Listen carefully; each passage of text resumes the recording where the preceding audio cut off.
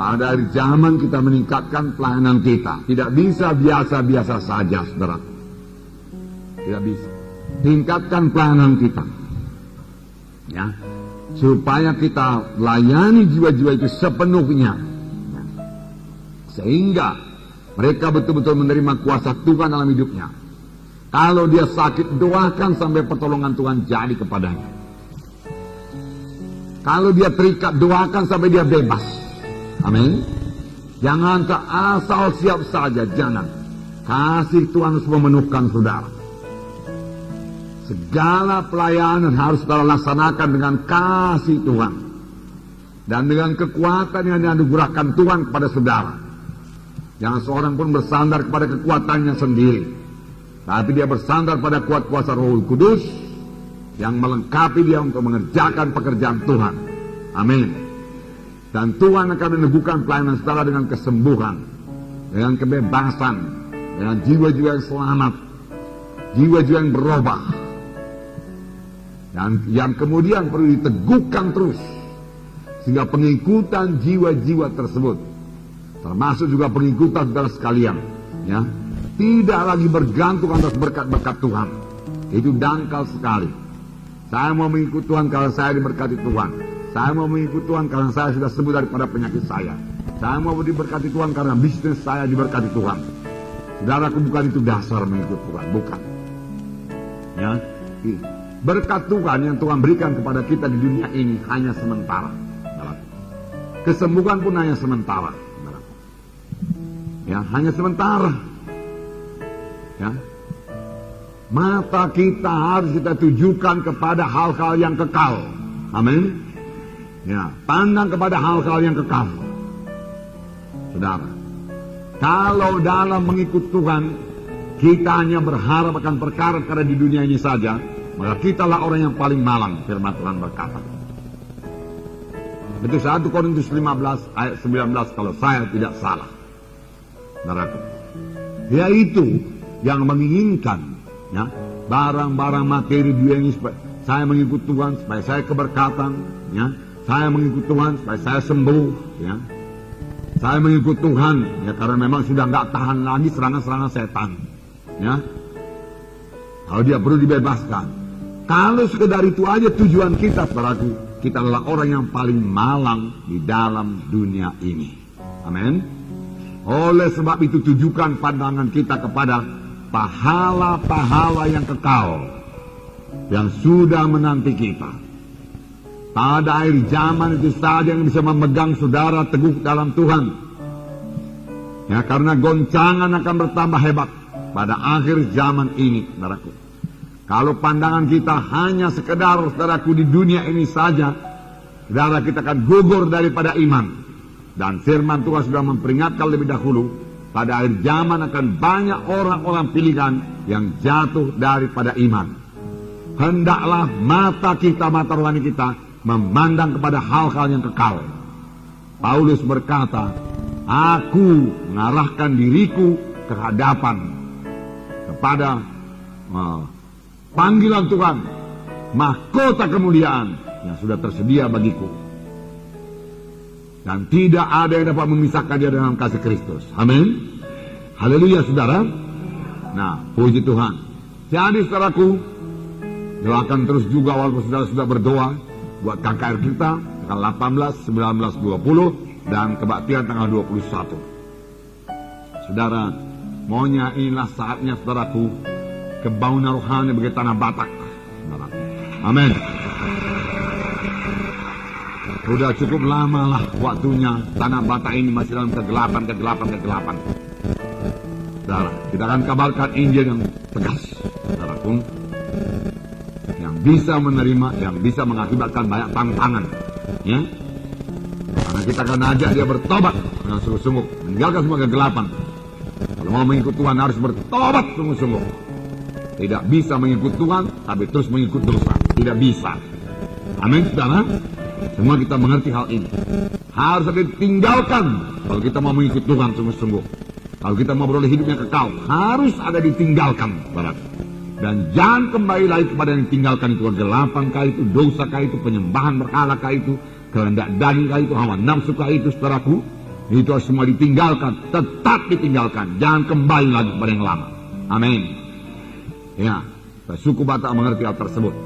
Ya, doakan saudaraku supaya semua berjalan dengan baik, saudara. Nah, tentunya kita perlu berdoa buat negara kita Republik Indonesia ini supaya jangan terjadi kerusuhan. Ya, walaupun sudah ada rumor, saudaraku, berita-berita mengenai adanya kerusuhan, hal itu tidak perlu terjadi kalau anak-anak Tuhan mengerti berdoa kepada Tuhan. Amin. Karena Tuhan mendengarkan doa anak-anaknya, lagi pula sidang Tuhan, ya, yang sudah diberkati Tuhan seperti ini, saudaraku, saudara punya kuasa untuk berdoa, ya, berdoa. Sebenarnya bahasa aslinya punya demand, dia bisa demand, dia bisa menuntut kepada Tuhan. Amin. Nah, itu kuat sekali perkataan menuntut itu, saudaraku. Sepanjang yang kita minta itu sesuai dengan kehendak Tuhan. Ya, saudara yang kekasih dalam nama Yesus, pada waktu Abraham memohon mengenai Sodom dan Gomora, dia mulai dengan berapa orang? Berapa orang? 50.000? Hah?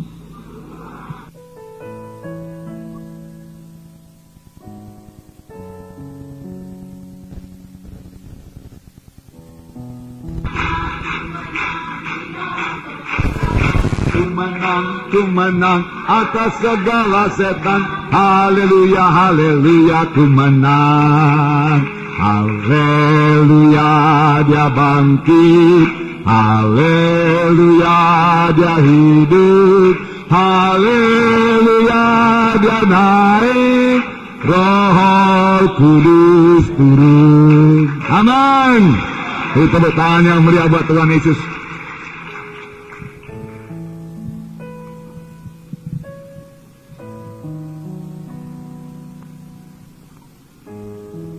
Kita harus cepat, saudaraku, dengarkan baik-baik.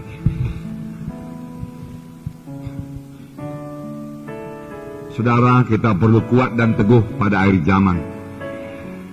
Akhir zaman terjadi banyak goncangan-goncangan. Bahkan hampir dalam segala bidang akan terjadi goncangan-goncangan. Bahkan sudah terjadi goncangan-goncangan. Sudah mulai goncangan-goncangan. Sekarang saja saudara kita lihat goncangan dalam bidang ekonomi, saudara. Sudah terjadi goncangan dalam bidang keuangan, krisis moneter, dan lain sebagainya. Goncangan dalam bidang pemerintahan, saudara, sudah terjadi. Saudara, tetapi satu lagi, setan mau menggoncang dalam keluarga juga. Berhati-hatilah, saudara, jangan beri tempat kepada setan dalam keluarga saudara. Karena itu termasuk dalam rencana setan. Tetapi sepanjang kita, saudaraku, sebagaimana saya katakan tadi, berurat berakar pada firman Tuhan dan berdasar pada firman Tuhan, dan pandangan kita, saudaraku, kita tujukan kepada pahala yang kekal di sorga, saudaraku, maka rencana setan tersebut bisa digagalkan. Amin. Saudara, kalau saudara lihat TV, yang mendapat goncangan bukan Indonesia saja. Beberapa negara, beberapa bangsa-bangsa di dunia ini telah menerima goncangan. Goncangan, saudaraku. Ada yang ditimpa bala kelaparan.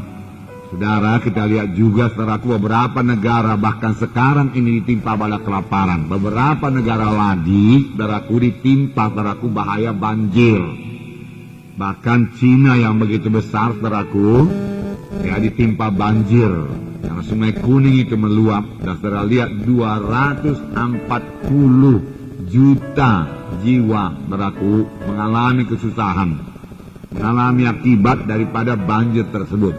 Kalau yang namanya 240 juta jiwa lebih banyak daripada seluruh penduduk Indonesia ini. Amin. Ya, itu sudah sangat besar. Saudara, belum lagi terhitung kerusakan pertanian akibat daripada banjir tersebut. Nah, saudara, dan ini bisa mengakibatkan, ini bisa membawa ancaman bahaya kelaparan. Kalau panen menjadi gagal karena banjir itu, Dan karena luasnya daerah yang dilingkupi oleh banjir tersebut, ancaman bahaya kelaparan bisa terjadi bukan hanya bagi Cina, bagi Asia ini, saudara. Karena inilah penduduk yang terbanyak di dunia ini, saudara. Jadi banyak goncangan apa enggak ini, saudaraku? Ya, saudara, saya mau memberitahukan kepada saudara, ya. Hanya anak Tuhan yang memiliki iman yang teguh berdasar pada firman Tuhan, ya, memandang pada hidup yang kekal, yang bisa tahan dan berkemenangan terhadap goncangan tersebut. Maksud saya, anak-anak Tuhan yang bersandar kepada Tuhan dengan cara seperti itu, berpegang kepada firman Tuhan, beriman kepada firman Tuhan, memandang kepada hidup yang kekal, saudara, dia tidak akan terkena goncangan, bahkan dia keluar dari goncangan dengan berkemenangan. Amin. Yaitu kehendak Tuhan, saudara. Kita bisa keluar daripada goncangan-goncangan, krisis apapun namanya sekarang ini dengan berkemenangan, sepanjang kita bersandar kepada Tuhan. Sepanjang tujuan kita mengikut Tuhan adalah, saudaraku, hidup yang kekal, pahala-pahala yang kekal, upah yang kekal, hal-hal yang kekal yang menanti kita, bukan hal-hal yang sementara di dunia ini, saudaraku. Semua yang ada di dunia ini sementara.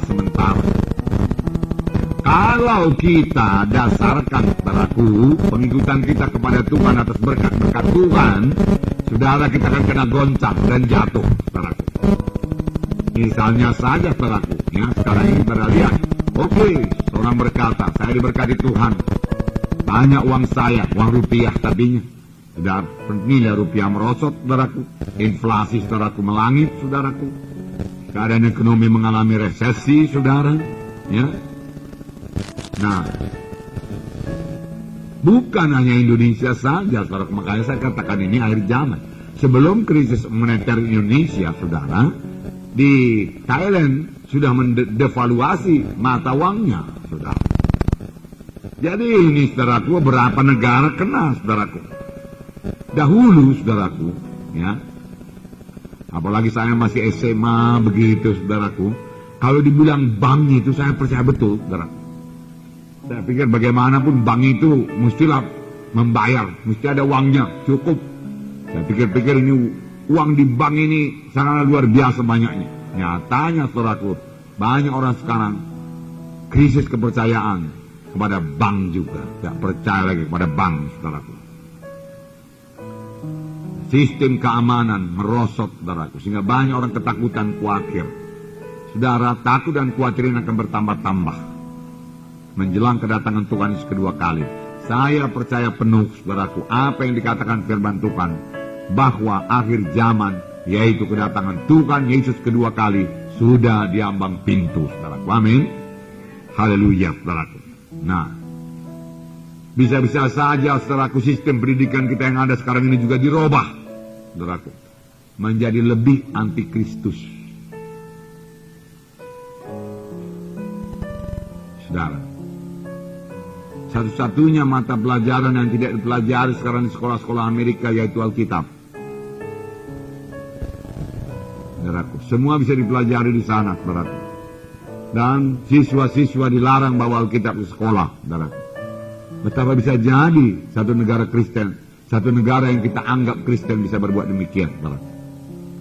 Kalau Australia memang sudah lama demikian. Alkitab dilecehkan, saudaraku. Nah,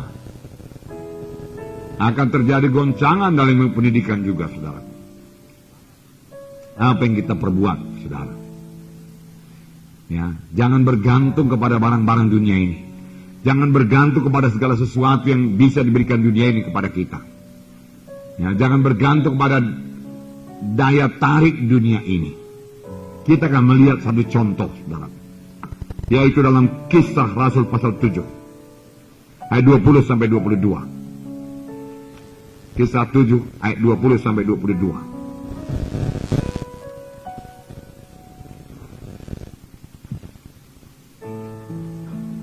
Kisah 7 ayat 20 sampai 22.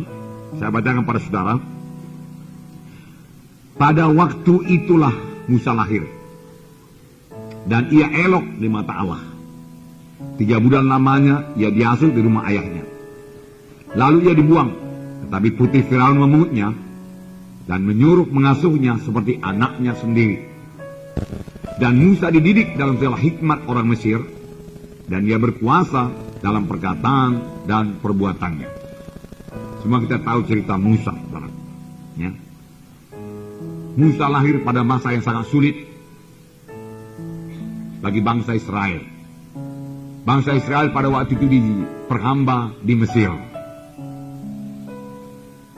Dan karena orang Mesir tidak suka bangsa Israel ini berkembang dengan cepat, maka dia menyuruh membunuh semua anak laki-laki yang lahir dan membuangnya ke sungai Nil. Perintah Firaun keras dan harus dilaksanakan. Tentunya sudah banyak anak laki-laki orang Israel ini yang dibunuh. Pada waktu itulah Musa lahir. Tapi firman Tuhan berkata, pada waktu itulah Musa lahir dan ia elok di mata Allah. Dan orang tuanya melihat hal ini, bahwasanya Tuhan mempunyai maksud pada Musa. Ini satu berkat yang luar biasa bagi orang tuanya. Perlu orang tua yang punya hikmat sedemikian itu untuk membesarkan anak. Terlebih pada akhir zaman ini. Amin. Dia mengetahui, saudaraku, maksud Tuhan pada anaknya. Paling tidak orang tua Musa, saudaraku, mengetahui bahwasanya Musa ini pasti dipakai Tuhan. Karena lahir saja sudah sangat istimewa Musa ini. Begitu elok. Lalu firman Tuhan dalam buku Ibrani berkata, karena iman. Lalu orang tuanya beriman. Puji Tuhan buat orang tua yang beriman. Dan orang tuanya berani. Amin. Dan orang tuanya bertindak. Amin. Memang 3 perkara ini perlu untuk mempraktekkan iman. Ya. Dia punya iman, saudaraku. Ya. Dia berani, saudaraku. Kemudian dia bertindak. Apakah dia perlu orang tuanya? Dia sembunyikan. Dan firman Tuhan berkata, dengan tidak takut akan murka raja. Perintah raja sudah keluar. Boleh jadi orang tua yang menyembunyikan anaknya juga tentu dapat hukuman yang kuat, yang keras. Boleh jadi dihukum juga, dibunuh juga. Dengan anaknya sekalian, kalau ketahuan. Tentunya banyak ronda daripada tentara-tentara orang Mesir. Dan Musa ini disembunyikan. Bagaimana menyembunyikan anak? Karena anak ini bertambah umurnya, bertambah kuat tangisnya. Tidak bisa disembunyikan lebih lama lagi. Disembunyikan sampai 3 bulan. Ya. Kemudian tidak bisa disembunyikan lagi karena tangisnya akan bertambah kuat. Lalu, saudaraku, mereka bertindak. Ya. Dapat hikmah lagi daripada Tuhan. Kapan kita mulai bertindak, saudaraku, menuruti jalan Tuhan, saudara, Tuhan akan buka jalan selanjutnya sampai maksud Tuhan jadi. Tapi yang pertama sekali, orang tua Musa, saudaraku, Amran dan Jochebed barangkali namanya, ya, punya iman bahwasanya anaknya ini nanti pasti dipakai Tuhan. Karena dia lihat elok sekali anak ini. Mengapa Tuhan berikan anak ini begini elok?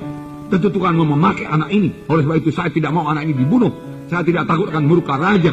Lalu dia simpan anak itu. Dia sembunyikan sebisa-bisanya. Saudara, dia jaga jangan sampai keluar suaranya. Menangis atau bagaimana, saudaraku. Tapi sampai 3 bulan. Mereka merasa tidak sanggup lagi. Dan mereka minta hikmat daripada Tuhan. Tentunya Tuhan mimpin. Dan mereka membuat satu seperti keranjang, saudaraku, yang dilapis dengan ter. Sehingga bisa terapung di sungai Nil. Lalu putri Firaun melihat anak itu. Dan dia lihat juga anak itu begitu elok. Itu luar biasa ini eloknya, saudaraku, ya. Tidak banyak dikatakan Tuhan elok dalam firman Tuhan, saudaraku, ya. Benyamin tidak dikatakan elok dalam firman Tuhan, ya. Tidak, ya. Ya. Yusuf, iya Yusuf, saudaraku, ya. Berbahagialah saudara yang bernama Yusuf. Nah, lalu putri Firaun tertarik. Lalu diangkat jadi anak angkatnya. Oh, dia langsung jadi anak angkat dari putri Firaun. Hidup berubah jadi hidup mewah semua. Makanan pun mewah, pakaian pun mewah, pakai inang pengasuh, segala macam pelayan-pelayan lengkap keliling Musa. Disitulah Musa dibesarkan. Tetapi kakaknya berkata, aku akan panggilkan seorang ibu menyusui anak ini. Dan dia panggil ibunya sendiri. Pada waktu itu masa menyusui agak lama. Ya, boleh jadi sampai 3 tahun, 4 tahun. Ya. Saya pernah juga lihat di kampung-kampung waktu saya menginjil dulu, saudaraku. Anak-anak sudah lari-lari, saudara. Tapi kemudian datang kepada ibunya, kemudian menyusu kepada ibunya, saudaraku. Anak dia sudah lari-lari, anak-anak itu. Jadi pada masa itu mungkin sampai 4 tahun, 5 tahun, saudara. Ya. Tetapi pada waktu itulah ibunya menanamkan firman Tuhan yang berkuasa kepada Musa yang tidak pernah bisa diambil oleh siapapun juga. Dan itu sangat mempengaruhi putusan yang diambil Musa dalam hidupnya. Amin. Jadi firman Tuhan tidak pernah kembali kosong. Walaupun kepada anak-anak. Boleh jadi saya katakan pada saudara minggu yang lalu, saudara, kalau anak-anak pada zaman sekarang ini tidak dibekali firman Tuhan dari kecil, saudara, saya, saudaraku, merasa, saudaraku, amatlah sulitnya nanti untuk memberitakan firman Tuhan yang benar kepada mereka sesudah mereka menjadi remaja atau pemuda. Karena mereka akan sangat dipenuhi dengan segala bentuk informasi dari dunia ini yang sangat duniawi, saudara. Yang sangat, saudaraku, ya, tidak mempedulikan Tuhan. Nah, demikianlah Musa dibesarkan, saudaraku. Tetapi kemudian, saudaraku, Musa mengambil putusan, saudaraku, yang tegas dalam hidupnya. Putusan ini, saudaraku, mengubahkan seluruh hidup Musa. Putusan ini juga, saudaraku, sangat menyakitkan bagi daging Musa dan juga, saudaraku, bagi ibu angkatnya. Bagaimanapun Musa, saudaraku, dan putri Firaun masih manusia. Di antara mereka telah terjalin kasih, saudaraku, selama puluhan tahun, ya, sebagai anak dengan ibu, walaupun ibu angkat.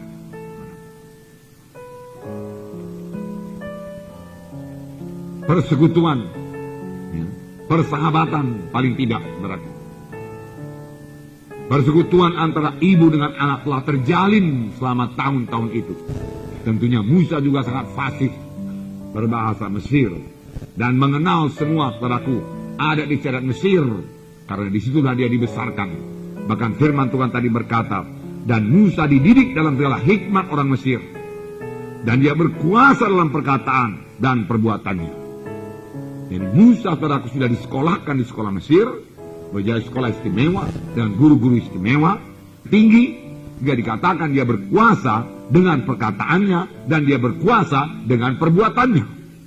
Jadi Musa sudah mempunyai kedudukan yang tinggi di kerajaan Mesir yang besar, kerajaan dunia pada waktu itu, saudaraku. Itulah peradaban dunia pada waktu itu. Disitulah Musa dibesarkan. Saudara, kita mengetahui kalau demikian, tentunya hidup Musa sangat senang. Hidup Musa tidak kekurangan suatu apapun. Musa mau hamba sahaya, cukup. Musa mau memberi perintah, banyak yang menuruti perintahnya, saudaraku. Semua mesti menuruti perintahnya, saudara. Nah, Musa bakal lebih daripada itu, saudaraku. Dia akan mewarisi tata Mesir. Warisan yang sangat luar biasa menanti Musa. Tetapi saya mau katakan kepada saudara, betapa hebat pun kerajaan Mesir, warisan yang akan diterima Musa, semua itu bersifat sementara saja. Sementara saja. Saudara, lalu, saudaraku, tibalah, saudaraku, saat yang sangat sukar bagi Musa, saudaraku, yaitu mengambil keputusan yang tegas. Putusan yang tegas, di mana dia, saudaraku, mau meninggalkan Mesir dan tidak pernah lagi kembali ke Mesir. Bukan masalah orang yang tidak pernah kembali, tidak pernah kembali lagi kepada kehidupan Mesir. Dia memang kembali ke Mesir untuk membebaskan bangsa Israel dari Mesir, tetapi hidup sebagaimana orang Mesir atau pembesar Mesir, bangsawan Mesir, anak raja Mesir, anak putri Firaun, nggak pernah lagi. Nggak pernah lagi dia hidup sebagai anak bangsawan yang bisa menikmati kesenangan dosa. Nggak pernah lagi. Itu sudah dia tinggalkan sekali untuk selamanya. pelajaran bagi kita. Amin, saudara. Jangan jatuh bangun, kembali kepada dosa yang lama. Belajarlah daripada Musa yang dipakai Tuhan luar biasa. Saudaraku yang kekasih dalam nama Yesus, dalam Ibrani 11 ayat 24 sampai 26. Ibrani 26. Saya bacakan pada saudara. Ayat 24. Karena iman, maka Musa setelah dewasa menolak disebut anak putri Firaun. Karena lebih suka menderita sengsara dengan umat Allah daripada untuk sementara menikmati kesenangan dari dosa. Ia menganggap penghinaan karena Kristus sebagai kekayaan yang lebih besar daripada semua harta Mesir. Sebab pandangannya ia arahkan kepada upah. Karena iman, maka ia telah meninggalkan Mesir dengan tidak takut akan murka raja. Ia bertahan sama seperti ia melihat apa yang tidak kelihatan. Ini penting sekali, saudara. Ia melihat apa yang tidak kelihatan. Oleh mata badani manusia tidak kelihatan. Tetapi Musa melihat. Inilah kelebihan Musa. Apakah kita melihat apa yang tidak kelihatan? Bukan mesti melihat, saudaraku, dalam penglihatan, tidak. Tetapi terutama melihat dalam pengertian rohani, saudara. Jika saudara berani mengambil keputusan, saudaraku, saya ini bukan Musa. 1/10, 1/100 Musa pun tidak. Saya tidak bisa dibandingkan dengan Musa, saudaraku. Terlalu kecil. Tidak bisa dibandingkan dengan Paulus. Terlalu kecil, saudaraku.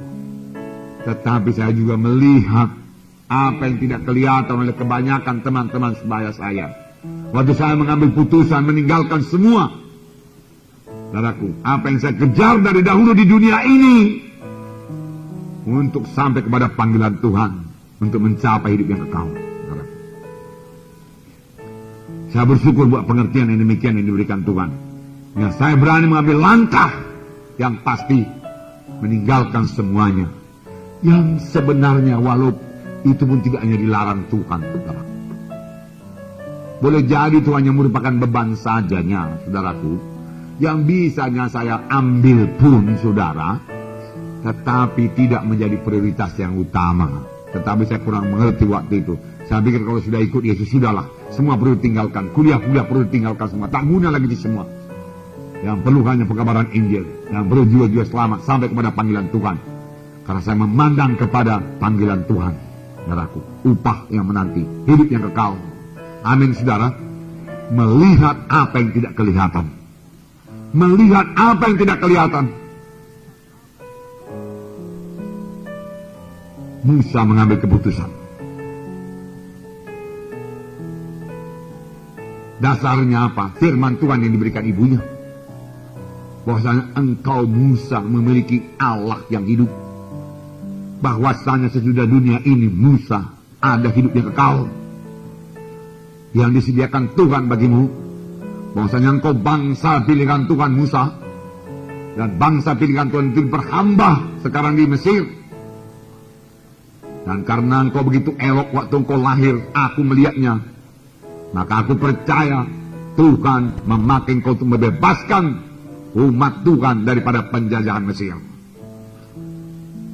Musa melihat apa yang tidak kelihatan. Biarlah kita melihat apa yang tidak kelihatan. Kita melihat perkara-perkara yang kekal. Kita melihat upah yang kekal. Semua yang ada dalam dunia ini sementara semua. Tidak ada yang kekal. Seberapa kaya pun seseorang di dunia ini sementara saja. Seberapa hebat pun kedudukannya, kuasanya, sementara saja. Seberapa tinggi pun hikmatnya, pengetahuannya secara dunia ini, seberapa banyak pun titelnya, sementara saja semua. Dan Tuhan mempunyai panggilan dalam hidup kita, saudaraku. Saudara, Musa mengambil putusan. Tidak enak kepada dagingnya, tetapi rohnya bersorak-sorai. Amin. Dia harus berpisah dengan ibunya. Karena kalau dia terus ikut dengan ibu angkatnya, berarti dia ikut upacara Mesir, upacara penyembahan berhala yang harus dia tinggalkan kalau dia mau melayani Tuhan. Amin. Tak dapat tiada putri Firaun menyembah dewanya, dan Musa mesti ikut di situ. Ya kan, saudara? Musa mesti ikut menyembah. Musa tidak mau, karena kepada bangsa Israel dilarang menyembah berhala. Tetapi di balik itu Musa punya kedudukan yang tinggi dalam jajaran untuk mewarisi tahta, warisan yang sangat besar. Berkuasa dengan perkataan, berkuasa dengan perbuatan, kaya raya. Saya tidak bisa menceritakannya kepada saudara, tapi pada waktu itu juga ada pakaian-pakaian Mesir yang mewah, yang mahal, yang hanya bisa dimiliki oleh raja-raja saja, yang tidak akan pernah bisa dimiliki oleh rakyat biasa. Dan Musa memiliki semua itu, barang-barang mewah, barang-barang berharga, emas, perak, perhiasan-perhiasan, dan sebagainya. Itu semua harus ditinggalkan. Ditinggalkan. Musa mesti meninggalkan semuanya. Enggak bisa sebagian, ditinggalkan semua. Ditambah satu lagi kesenangan daging, kesenangan dosa, firman Tuhan berkata. Mesir, saudaraku, kerajaan yang memuaskan hawa nafsu. Ya. Saudara tahu lebih dahulu, jauh sebelum Musa ini, saudaraku, apakah tuduhan daripada yang diberikan kepada Yusuf, saudaraku, yaitu berzina dengan istri Potifar. Berarti pergaulan pada sangat bebas. Apalagi orangnya sebagai Musa yang punya kedudukan. Dan Raja Firaun pada waktu itu biasa punya selir-selir yang begitu banyak. Saudara, dan Musa boleh memuaskan hawa nafsunya, saudara. Tetapi dia tidak mau melakukannya. Puji Tuhan. Amin, saudara. Tidak mau. Semua itu sementara. Semua itu daging. Semua itu rendahan. Mengapa? Karena dia melihat apa yang tidak kelihatan. Dia melihat, saudaraku, kekekalan. Maka yang sementara ini, saudaraku, sampah saja. Sampah saja. Saudara, dia melihat jauh ke depan. Dia melihat masa yang kekal. Matanya melewati segala kekayaan Mesir, segala warisan Mesir, segala kekuasaan Mesir. Dia lewati semua itu, kesenangan dosa. Dan saudaraku, di balik awan sana, dia melihat hidup yang kekal bersama-sama dengan Yesus. Indah sekali. Hidup selama-lamanya. Hidup selama-lamanya. Oleh sebab itu, saudaraku, dia mengambil keputusan yang pasti. Di sini dikatakan menolak disebut anak putri Firaun. Dia tolak. Ya. Lebih suka menderita sebagai umat Allah daripada mensukakan kesenangan dosa seketika lamanya. Rela mengalami penghinaan karena Kristus. 3 perkara ini, apakah kita sanggup melaksanakannya, saudaraku? Putusan yang diambil oleh Musa membawa penderitaan yang sangat besar baginya. Tetapi Musa telah mengambil keputusan itu, dan itu mengobatkan seluruh hidupnya. Hidupnya tidak pernah sama lagi sesudah itu. Amin, saudara. Dan kuasa Tuhan mulai berlaku atasnya. Dan dia mulai dipakai Tuhan luar biasa. Walaupun sebenarnya Musa berbuat kesalahan juga. Yaitu dia memakai kekuatannya sendiri untuk membebaskan saudaraku, ya, Israel dari Mesir dengan membunuh orang Mesir, ya kan? Memakai kekuatannya. Namun Tuhan ampunkan dia, padaku. Dan Tuhan membentuk dia 40 tahun lagi, padaku, di padang belantara. Kemudian dia kembali dengan kuasa yang sangat luar biasa. Dan dia berhasil menyampaikan maksud Tuhan dan panggilan Tuhan dalam hidupnya. Alangkah luar biasanya. Saudara, dia lihat apa yang tidak kelihatan. Boleh jadi maksudnya yang tidak kelihatan pada waktu itu hanya hidup yang kekal di sorga. Tetapi saudara sendiri, marilah timbangkan apa yang terjadi kepada Musa. Setelah Musa kemudian dibentuk Tuhan 40 tahun di padang belantara dan dilengkapi dengan kuasa Tuhan dan disertai Tuhan, dia kembali ke tanah Mesir dan menyatakan, mendemonstrasikan kuasa Tuhan di depan Firaun. Ya, Musa sangat mulia dan sangat suci dan sangat berkuasa, jauh lebih berkuasa daripada Firaun, saudaraku. Karena keputusan yang begitu tegas yang dia ambil. Sudahkah kita mengambil keputusan tegas dalam hidup kita, saudara? Tidak ada kita yang seperti Musa. Enggak ada.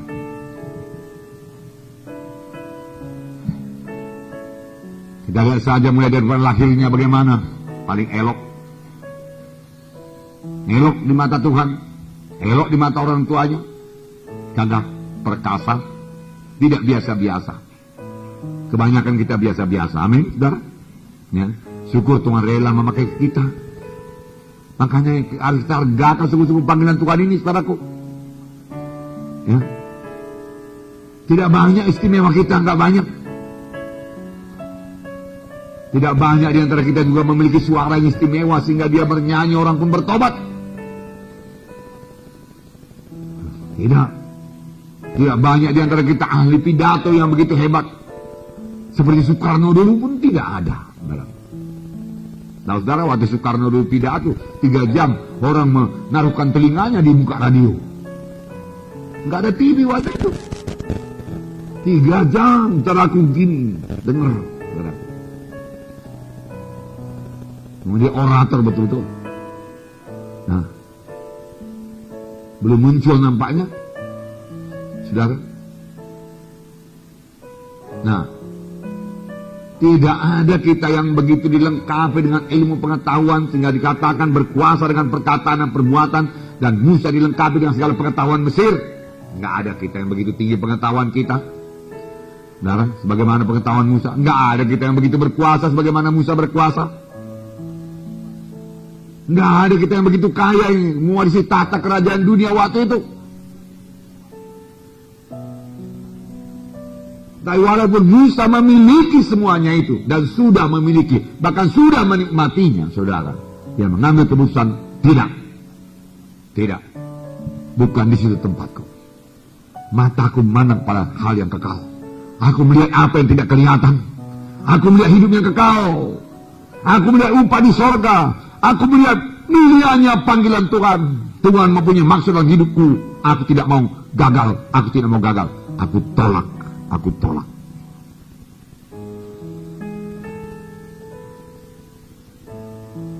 Saudaraku,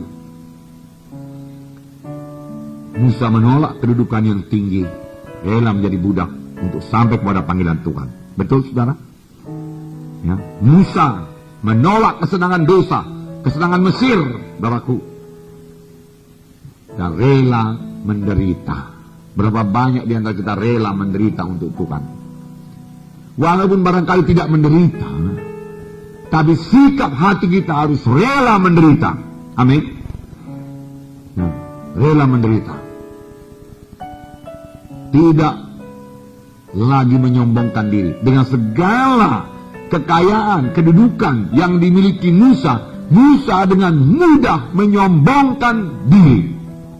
Dan firman Tuhan berkata, Tuhan melawan orang yang sombong. Apakah lawan dari sombong? Rendah hati. Pernah saya katakan kepada saudara, kalau Tuhan begitu melawan orang yang sombong, maka Tuhan akan sangat memberkati orang yang rendah hati. Rendah hati, tidak meninggikan diri, tidak menyombongkan diri. Contohnya yang paling tepat Tuhan Yesus, di mana Tuhan Yesus berkata, belajarlah kepadaku karena aku rendah hati dan lembut hati. Ya. Rendah hati bukan berarti lemah-lemah. Rendah hati bukan berarti rendah diri, minder. Saya ini apalah, Saya nggak bisa berbuat apa-apa. Bukan itu rendah hati, itu rendah diri. Itu bahkan Tuhan tidak suka. Siapa yang rendah diri seperti itu, dia tidak menghargakan anugerah Tuhan kepadanya. Di mana firman Tuhan berkata, siapa yang dalam Kristus adalah kejadian yang baru, perkara lama lenyap, perkara baru timbul. Amin. Bertobatlah saudara.